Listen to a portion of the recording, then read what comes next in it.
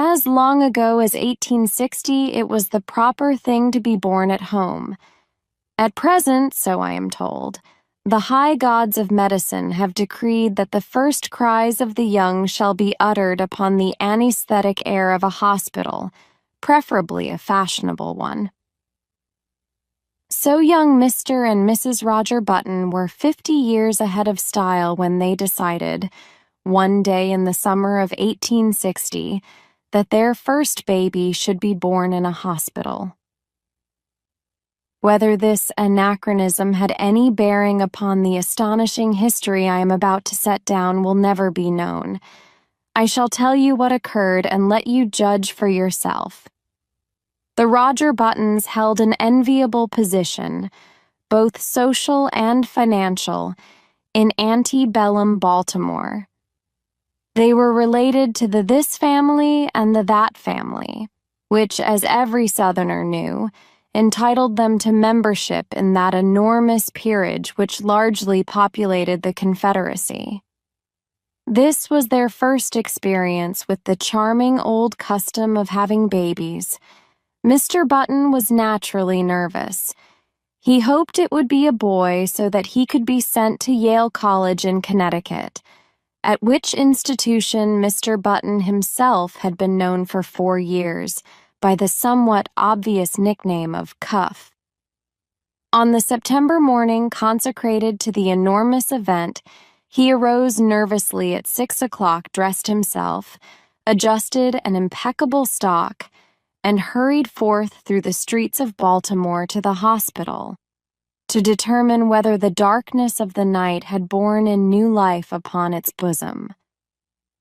When he was approximately 100 yards from the Maryland Private Hospital for Ladies and Gentlemen, he saw Dr. Keene, the family physician, descending the front steps, rubbing his hands together with a washing movement, as all doctors are required to do by the unwritten ethics of their profession. Mr. Roger Button, the president of Roger Button & Cumbers Wholesale Hardware, began to run toward Dr. Keene with much less dignity than was expected from a Southern gentleman of that picturesque period. "Dr. Keene?" he called. "Oh, Dr. Keene." The doctor heard him, faced around, and stood waiting, a curious expression settling on his harsh, medicinal face as Mr. Button drew near. "What happened?" demanded Mr. Button as he came up in a gasping rush. "What was it? How is she? A boy? Who is it? What?" "Talk sense," said Dr. Keene sharply. He appeared somewhat irritated. "Is the child born?" begged Mr. Button. Dr. Keene frowned. "Why, yes, I suppose so, after a fashion." Again he threw a curious glance at Mr. Button. "Is my wife all right?" "Yes." "Is it a boy or a girl?" "Here now!" cried Dr. Keene in a perfect passion of irritation. "I'll ask you to go and see for yourself. Outrageous!" He snapped the last word out in almost one syllable, then he turned away muttering, "Do you imagine a case like this will help my professional reputation? One more would ruin me. Ruin anybody." "What's the matter?" demanded Mr. Button, appalled. "Triplets." "No, not triplets," answered the doctor cuttingly. "What's more, you can go and see for yourself and get another doctor. I brought you into the world, young man, and I've been physician to your family for 40 years. But I'm through with you. I don't want to see you or any of your relatives ever again. Goodbye." Then he turned sharply, and without another word climbed into his phaeton, which was waiting at the curbstone, and drove severely away. Mr. Button stood there upon the sidewalk, stupefied and trembling from head to foot. What horrible mishap had occurred? he had suddenly lost all desire to go into the Maryland Private Hospital for Ladies and Gentlemen. It was with the greatest difficulty that, a moment later, he forced himself to mount the steps and enter the front door. A nurse was sitting behind a desk in the opaque gloom of the hall. Swallowing his shame, Mr. Button approached her. "Good morning," she remarked, looking up at him pleasantly. "Good morning. I am Mr. Button." At this, a look of utter terror spread itself over Girl's face. She rose to her feet and seemed about to fly from the hall, restraining herself only with the most apparent difficulty. "I want to see my child," said Mr. Button. The nurse gave a little scream. "Oh, of course," she cried hysterically. "Upstairs, right upstairs. Go up!" She pointed the direction, and Mr. Button, bathed in cool perspiration, turned falteringly and began to mount to the second floor. In the upper hall, he addressed another nurse who approached him, basin in hand. "I'm Mr. Button," he managed to articulate. "I want to see my—" Clank. The basin clattered to the floor and rolled in the direction of the stairs. Clank, clank. It began a methodical descent, as if sharing in the general terror which this gentleman provoked. "I want to see my child!" Mr. Button almost shrieked. He was on the verge of collapse. Clank. The basin reached the first floor. The nurse regained control of herself and threw Mr. Button a look of hearty contempt. "All right, Mr. Button," she agreed in a hushed voice. "Very well.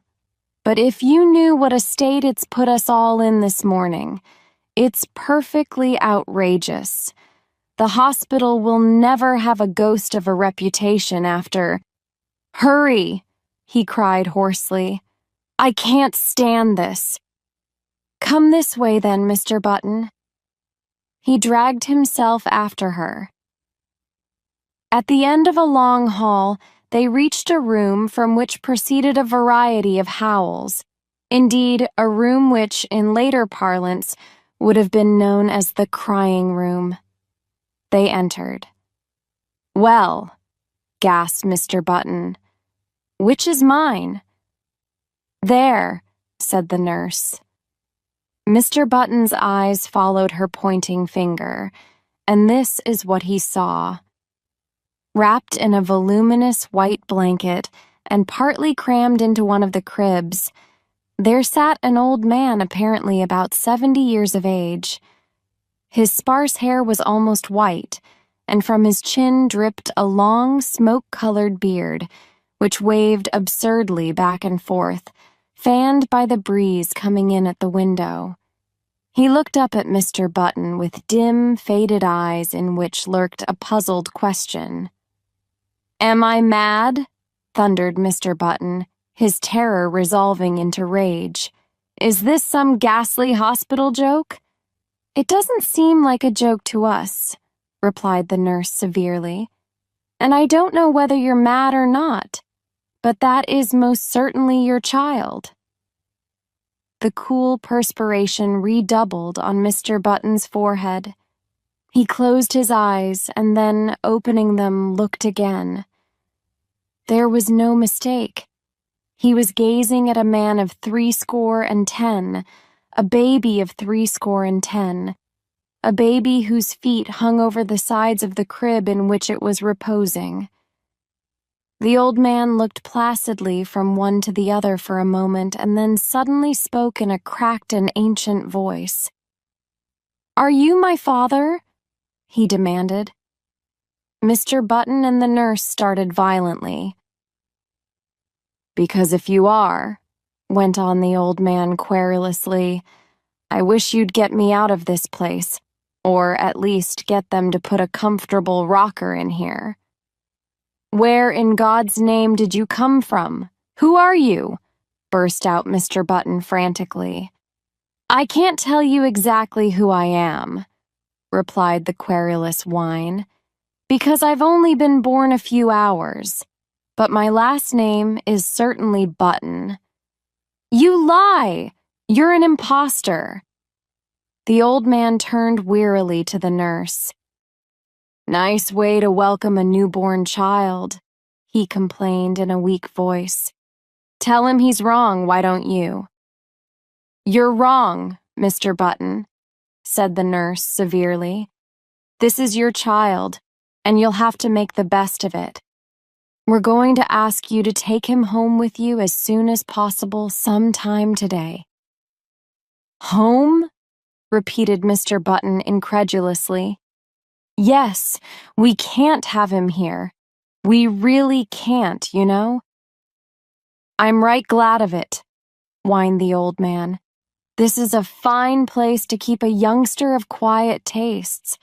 With all this yelling and howling, I haven't been able to get a wink of sleep. I asked for something to eat." Here his voice rose to a shrill note of protest. "And they brought me a bottle of milk." Mr. Button sank down upon a chair near his son and concealed his face in his hands. "My heavens," he murmured, in an ecstasy of horror. "What will people say? What must I do?" "You'll have to take him home," insisted the nurse, "immediately." A grotesque picture formed itself with dreadful clarity before the eyes of the tortured man, a picture of himself walking through the crowded streets of the city with this appalling apparition stalking by his side. I can't," he moaned. People would stop to speak to him, and what was he going to say? He would have to introduce this septuagenarian. "This is my son, born early this morning." And then the old man would gather his blanket around him, and they would plod on, past the bustling stores, the slave market. For a dark instant, Mr. Button wished passionately that his son was black. Past the luxurious houses of the residential district, past the home for the aged. "Come, pull yourself together," commanded the nurse. "See here," the old man announced suddenly. "If you think I'm going to walk home in this blanket, you're entirely mistaken. Babies always have blankets." With a malicious crackle, the old man held up a small white swaddling garment. "Look," he quavered. "This is what they had ready for me." "Babies always wear those," said the nurse primly. "Well," said the old man, "this baby's not going to wear anything in about 2 minutes. This blanket itches. They might at least have given me a sheet." Keep it on, said Mr. Button hurriedly. He turned to the nurse. "What'll I do?" "Go downtown and buy your son some clothes." Mr. Button's son's voice followed him down into the hall. "And a cane, father. I want to have a cane." Mr. Button banged the outer door savagely. "Good morning," Mr. Button said nervously to the clerk in the Chesapeake Dry Goods Company. "I want to buy some clothes for my child." "How old is your child, sir?" "About 6 hours," answered Mr. Button without due consideration. "Baby's supply department in the rear." "Why, I'm not sure that's what I want. He's an unusually large-sized child. Exceptionally. Large. They have the largest child sizes." "Where is the boys' department?" inquired Mr. Button, shifting his ground desperately. He felt that the clerk must surely scent his shameful secret. right here. Well, he hesitated. The notion of dressing his son in men's clothes was repugnant to him. If, say, he could only find a very large boy's suit, he might cut off that long and awful beard, dye the white hair brown, and thus manage to conceal the worst, and to retain something of his own self-respect, not to mention his position in Baltimore society. But a frantic inspection of the boys' department revealed no suits to fit the newborn Button. He blamed the store, of course. In such cases, it is the thing to blame the store. "How old did you say that boy of yours was?" demanded the clerk curiously. "He's 16. "Oh, I beg your pardon. I thought you said 6 hours. You'll find the youth's department in the next aisle." Mr. Button turned miserably away. Then he stopped, brightened, and pointed his finger toward a dressed dummy in the window display. "There!" he exclaimed. "I'll take that suit, out there on the dummy." The clerk stared. "Why?" he protested. "That's not a child's suit. At least it is, but it's for fancy dress. You could wear it yourself." "Wrap it up," insisted his customer nervously. "That's what I want." The astonished clerk obeyed. Back at the hospital, Mr. Button entered the nursery and almost threw the package at his son. "Here's your clothes," he snapped out. The old man untied the package and viewed the contents with a quizzical eye. "They look sort of funny to me," he complained. "I don't want to be made a monkey of—" "You've made a monkey of me," retorted Mr. Button fiercely. "Never you mind how funny you look. Put them on, or I'll spank you." He swallowed uneasily at the penultimate word, feeling nevertheless that it was the proper thing to say.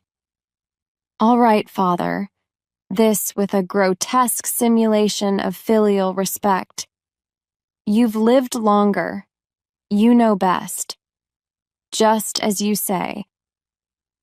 As before, the sound of the word father caused Mr. Button to start violently and hurry. "I'm hurrying, father." When his son was dressed, Mr. Button regarded him with depression.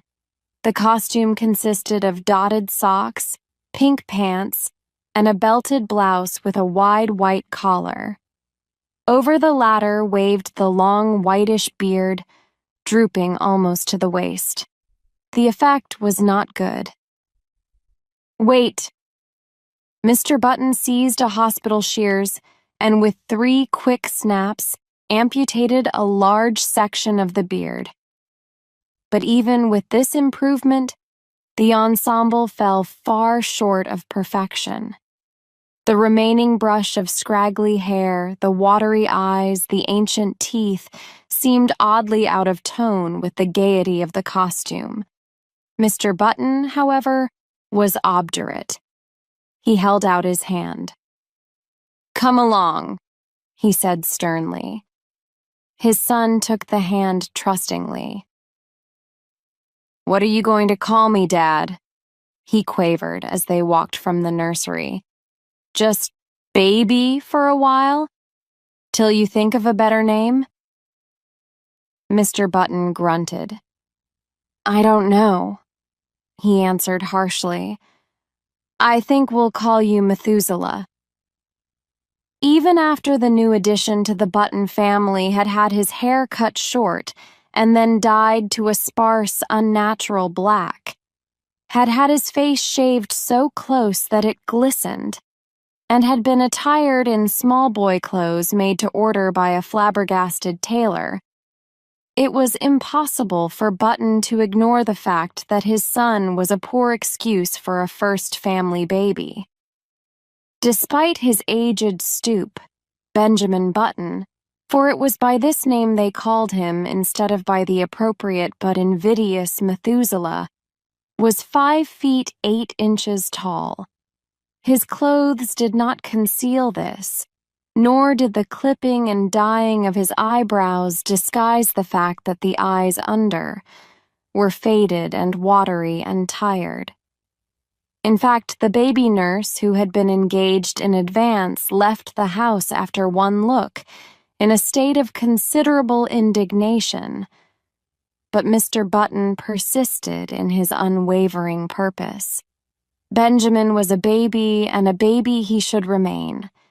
At first, he declared that if Benjamin didn't like warm milk, he could go without food altogether, but he was finally prevailed upon to allow his son bread and butter and even oatmeal by way of a compromise. One day he brought home a rattle and, giving it to Benjamin, insisted in no uncertain terms that he should play with it, whereupon the old man took it with a weary expression and could be heard jingling it obediently at intervals throughout the day. There can be no doubt, though, that the rattle bored him, and that he found other and more soothing amusements when he was left alone. For instance, Mr. Button discovered one day that during the preceding week he had smoked more cigars than ever before, a phenomenon which was explained a few days later when, entering the nursery unexpectedly, he found the room full of faint blue haze and Benjamin, with a guilty expression on his face, trying to conceal the butt of a dark Havana. This, of course, called for a severe spanking, but Mr. Button found that he could not bring himself to administer it. He merely warned his son that he would stunt his growth. Nevertheless, he persisted in his attitude. He brought home lead soldiers. He brought toy trains. He brought large, pleasant animals made of cotton.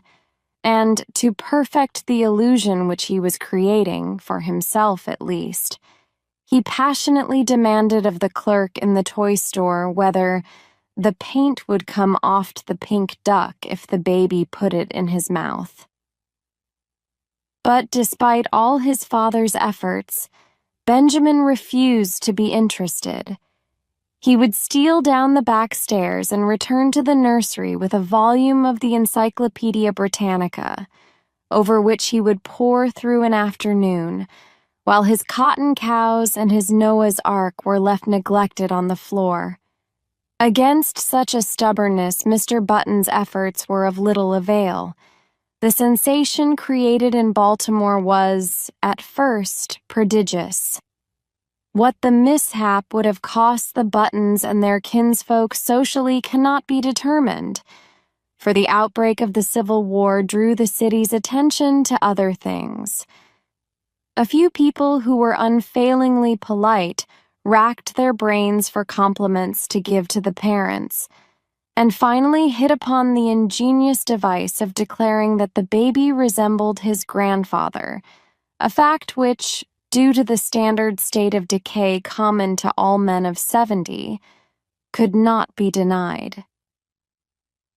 Mr. and Mrs. Roger Button were not pleased, and Benjamin's grandfather was furiously insulted.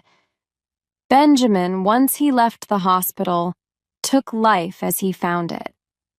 Several small boys were brought to see him, and he spent a stiff-jointed afternoon trying to work up an interest in tops and marbles. He even managed, quite accidentally, to break a kitchen window with a stone from a slingshot, a feat which secretly delighted his father. Thereafter, Benjamin contrived to break something every day, but he did these things only because they were expected of him and because he was by nature obliging. When his grandfather's initial antagonism wore off, Benjamin and that gentleman took enormous pleasure in one another's company. They would sit for hours, these two, so far apart in age and experience, and, like old cronies, discuss with tireless monotony the slow events of the day. Benjamin felt more at ease in his grandfather's presence than in his parents'. They seemed always somewhat in awe of him and, despite the dictatorial authority they exercised over him, frequently addressed him as Mr. He was as puzzled as anyone else at the apparently advanced age of his mind and body at birth. He read up on it in the medical journal, but found that no such case had been previously recorded. At his father's urging, he made an honest attempt to play with other boys, and frequently he joined in the milder games. Football shook him up too much, and he feared that in case of a fracture his ancient bones would refuse to knit. When he was 5, he was sent to kindergarten, where he initiated into the art of pasting green paper on orange paper, of weaving colored maps and manufacturing eternal cardboard necklaces. He was inclined to drowse off to sleep in the middle of these tasks, a habit which both irritated and frightened his young teacher. To his relief, she complained to his parents, and he was removed from the school. The Roger Buttons told their friends that they felt he was too young. By the time he was 12 years old, his parents had grown used to him. Indeed, so strong is the force of custom that they no longer felt that he was different from any other child, except when some curious anomaly reminded them of the fact. But one day, a few weeks after his 12th birthday, while looking in the mirror, Benjamin made, or thought he made, an astonishing discovery. Did his eyes deceive him? Or had his hair turned in the dozen years of his life from white to iron gray under its concealing dye? Was the network of wrinkles on his face becoming less pronounced? Was his skin healthier and firmer, with even a touch of ruddy winter color? He could not tell.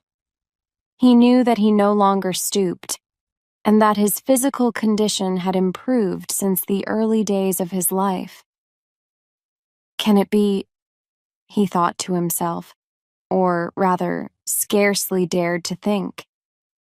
He went to his father. "I am grown," he announced determinedly. "I want to put on long trousers." His father hesitated.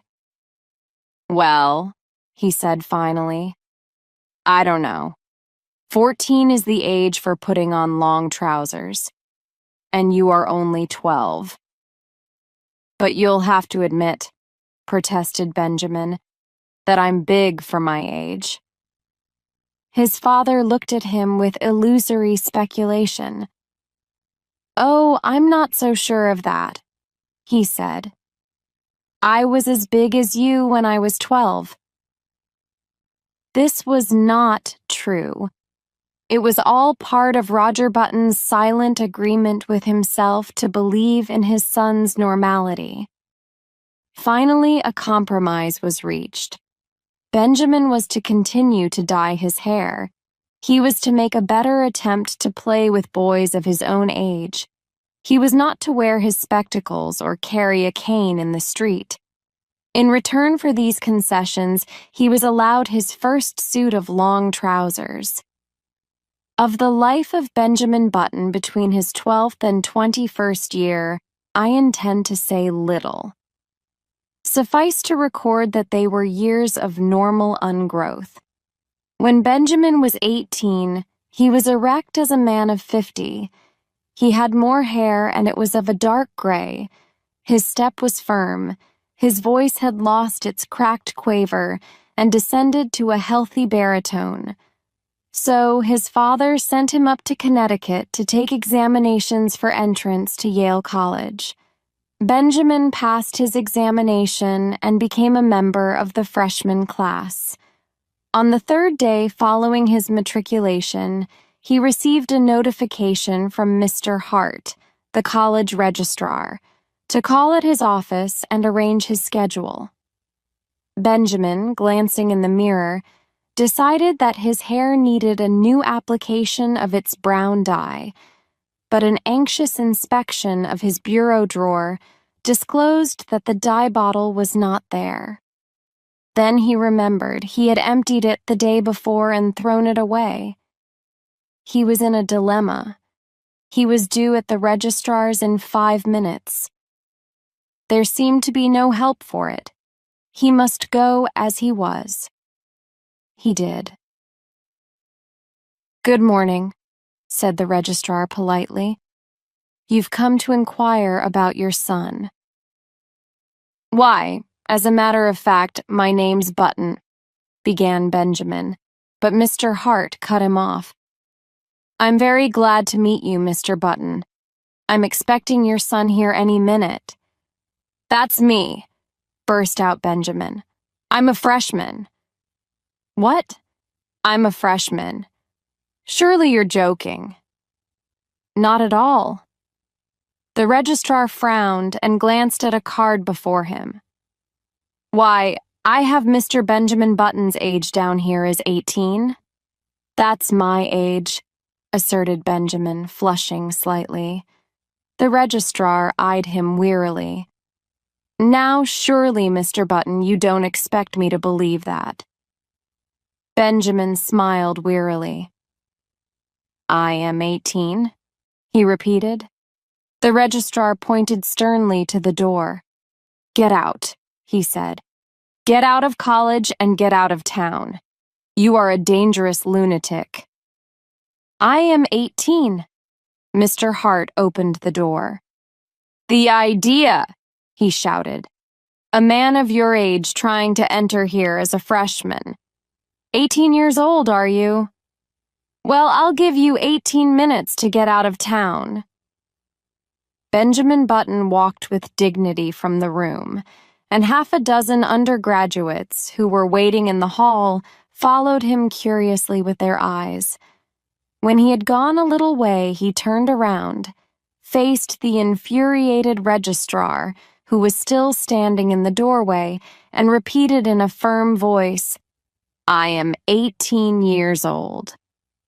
To a chorus of titters which went up from the group of undergraduates, Benjamin walked away. But he was not fated to escape so easily. On his melancholy walk to the railroad station, he found that he was being followed by a group, then by a swarm, and finally by a dense mass of undergraduates. The word had gone around that a lunatic had passed the entrance examinations for Yale and attempted to palm himself off as a youth of 18. A fever of excitement permeated the college. Men ran hatless out of classes. The football team abandoned its practice and joined the mob. Professors' wives with bonnets awry and bustles out of position ran shouting after the procession, from which proceeded a continual succession of remarks aimed at the tender sensibilities of Benjamin Button. He must be the wandering Jew. He ought to go to prep school at his age. Look at the infant prodigy. He thought this was the old men's home. Go up to Harvard. Benjamin increased his gait, and soon he was running. He would show them. He would go to Harvard, and then they would regret these ill-considered taunts. Safely on board the train for Baltimore, he put his head from the window. "You'll regret this," he shouted. "Ha ha!" The undergraduates laughed. "Ha ha ha!" It was the biggest mistake that Yale College had ever made. In 1880, Benjamin Button was 20 years old, and he signalized his birthday by going to work for his father in Roger Button and Cumser Wholesale Hardware. It was in that same year that he began going out socially. That is, his father insisted on taking him to several fashionable dances. Roger Button was now 50. And he and his son were more and more companionable. In fact, Since Benjamin had ceased to dye his hair, which was still grayish, they appeared about the same age and could have passed for brothers. One night in August, they got into the phaeton attired in their full-dress suits and drove out to a dance at the Shevlins' country house, situated just outside of Baltimore.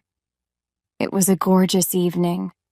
A full moon drenched the road to the lusterless color of platinum, and late-blooming harvest flowers breathed into the motionless air aromas that were like low, half-heard laughter. The open country, carpeted for rods around with bright wheat, was translucent as in the day. It was almost impossible not to be affected by the sheer beauty of the sky. Almost. "There's a great future in the dry goods business," Roger Button was saying. He was not a spiritual man. His aesthetic sense was rudimentary. "Old fellows like me can't learn new tricks," he observed profoundly. "It's you youngsters with energy and vitality that have the great future before you." Far up the road, the lights of the Shevlins' country house drifted into view, and presently there was a sighing sound that crept persistently toward them. It might have been the fine plaint of violins or the rustle of the silver wheat under the moon.